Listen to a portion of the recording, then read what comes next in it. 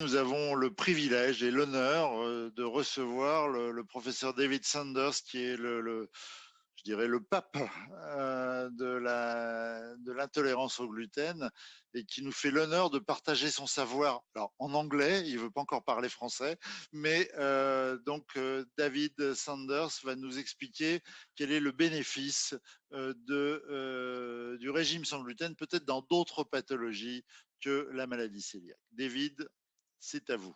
It's for you, David. Thank you. Hello, beautiful, beautiful France. I wish I could be with you. And thank you, Dr. Schär and my friend Christophe, for this invitation. I hope that in the next 20 minutes, I can give you a little flavor of the changes that are occurring and our use of the gluten-free diet for conditions beyond celiac disease.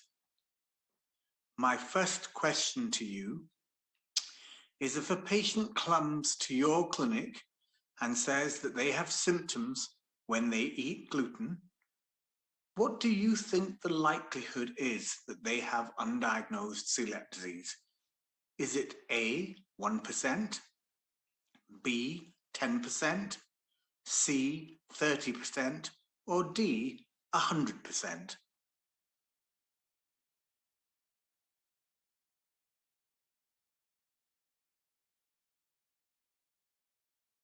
So I hope you're voting now, and we'll move on to the answer.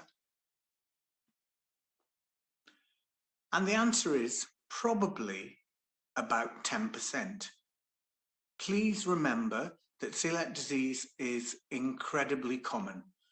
Global meta-analyses suggest that it's probably 1 in 100 people, and that many of these cases are undiagnosed. Certainly in the United Kingdom, it's 1 in 100, but currently only 1 out of every 3 patients with celiac disease is recognized by doctors. So if someone is coming and complaining of symptoms when they eat gluten, then the first thing to consider is that they may have undiagnosed celiac disease. And we have to discuss that with the patient. And what I've placed here in this slide are the 2 options of gluten challenge to try and take that patient back through the journey if they've started a gluten-free diet already. And this will try and bring out the changes, the histological changes on biopsy of celiac disease. So 4 slices of bread, about 10 grams of gluten for 6 to 8 weeks. Or option 2, a less valuable test because it only has about a 70% diagnostic yield. But in this case, it would be the equivalent of about 1 slice of bread and only for 2 weeks. So there's still benefit there, and the patient may be able to tolerate that much more easily. So this is something to discuss with your patient at the outset, and please bear in mind the importance of HLA testing. If this patient is HLA DQ2 and DQ8 negative, it's very unlikely that they have celiac disease. So my practice point 2 is, do you think there is enough evidence to categorize your patients as having non-celiac gluten sensitivity? And I'm very interested to know what your answers will be. A is yes, and B is no. Please vote.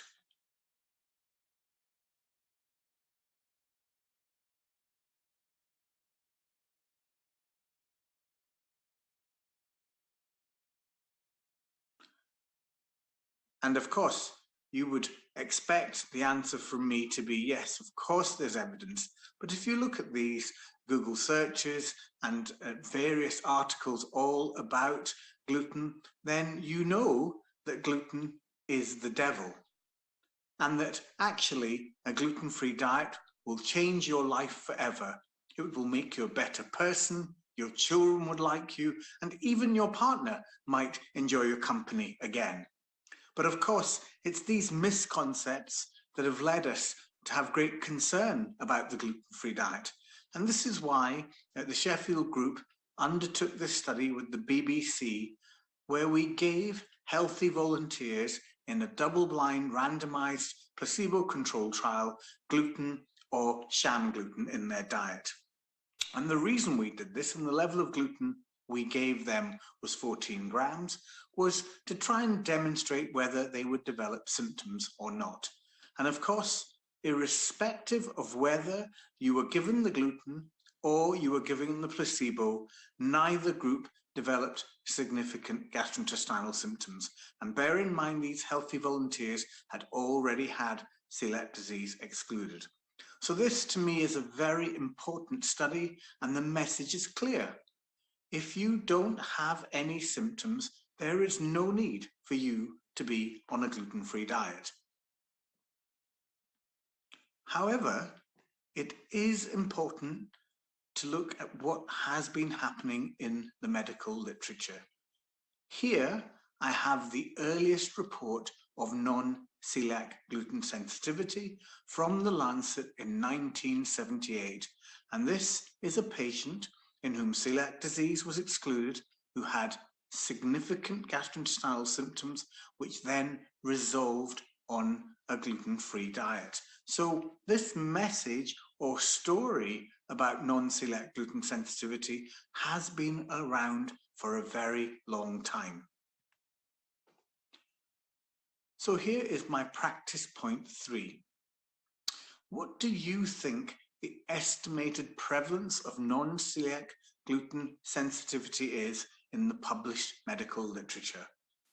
Is it A, 3%, B, 13%, C, 30%, or D, 100%? Please vote.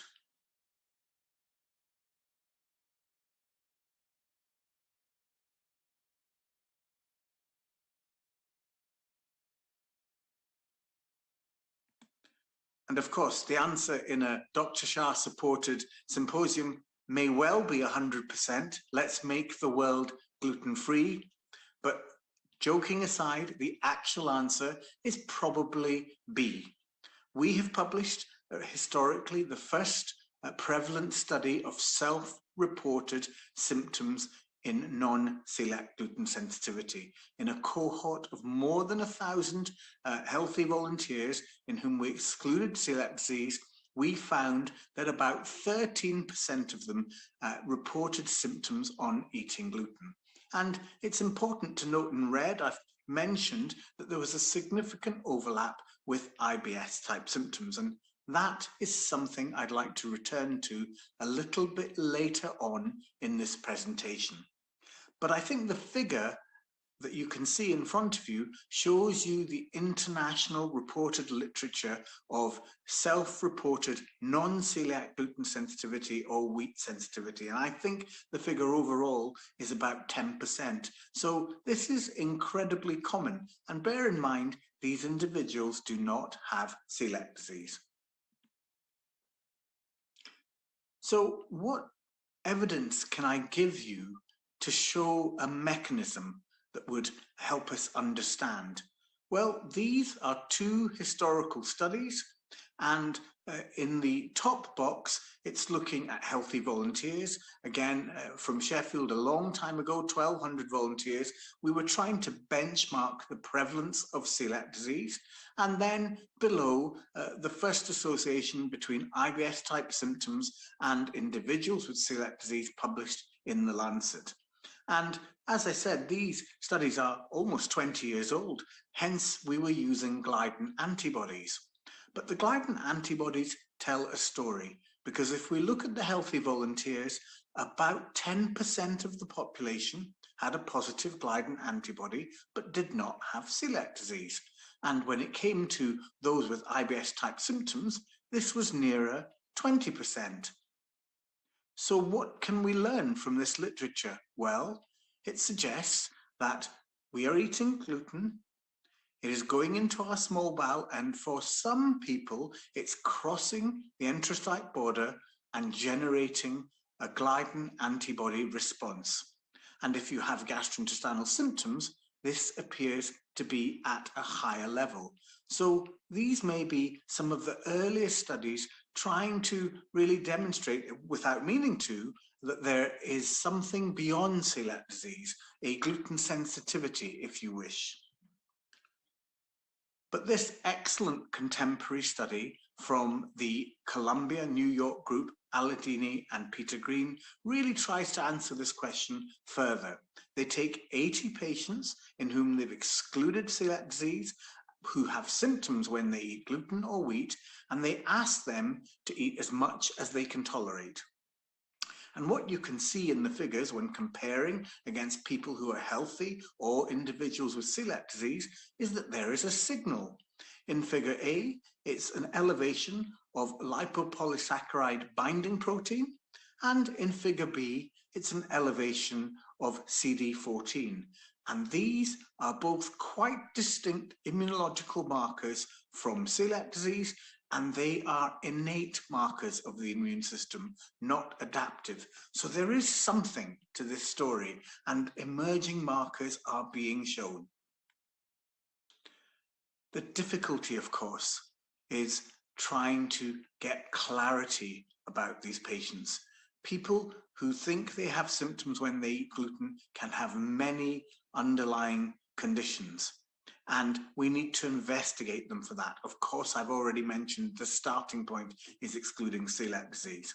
So this is a very difficult challenge for us, and if you are investigators undertaking research in this field, you often find the very patients you want to study will not take part because when they eat gluten, it makes their symptoms significantly worse. So this is a conundrum, a problem for us in the international research groups. What do we think is the causal agent? Well, it might be any of the things that I've shown in this schematic diagram. And for me, in some sense, as long as I've excluded celiac disease, it doesn't necessarily matter. Let me give you an example of this. If we look here at this figure, it's looking at the Fodmap content of different types of bread. And what you can see on the left-hand side is all the gluten-free breads fall below the cutoff that would achieve what we would call a low Fodmap diet. So actually, a very quick route to a reduced Fodmap intake is gluten-free or gluten reduction. And I think of the gluten-free diet and the Fodmap diet as dietary cousins. So what's the evidence to date? Well, the Fodmap diet, I have no doubts you are all very familiar with, and you know that there's an elimination phase, a reintroduction phase, and then a personalization phase. So it's quite complicated. And in this systematic review and meta-analysis published in the American Journal of Gastroenterology, the conclusions are there in red. And what they've really said is there's some evidence for low Fodmap diet, but still not quite enough from their perspective for a gluten-free diet. And this, of course, reflects the fact that there are more studies published within the low Fodmap diet for irritable bowel syndrome than there are looking at gluten-free. However, all of these studies tend to be significantly smaller in numbers than using drug therapies. And of course, this is always going to be a problem of dietary studies. The funding is not there, the numbers are not there, but I really hope that you can see from the literature that there is a signal for dietary interventions, and furthermore, it's often what a patient would want. Who would rather take a pill than make a change to their diet? The most crucial thing I want to draw to your attention is that there's never been a head-to-head study looking at low Fodmap diet versus gluten-free diet. And this brings me to our new data from Sheffield. So this is unpublished data, but I really want to share it with you, and I think you'll find it, and I hope you will find it very interesting. It's the largest study to date. This is first a long-term Fodmap study looking at patients who basically have personalized their low Fodmap diet. And what that tells us is that they have a 60% response rate. This is more than a year after being on the low Fodmap diet. But fascinatingly, if you look to the right-hand side, almost 50% of them are on some form of gluten-free or gluten-reduced diet as part of their low Fodmap strategy. So the express route to fructan reduction is through gluten-free or gluten-reducing.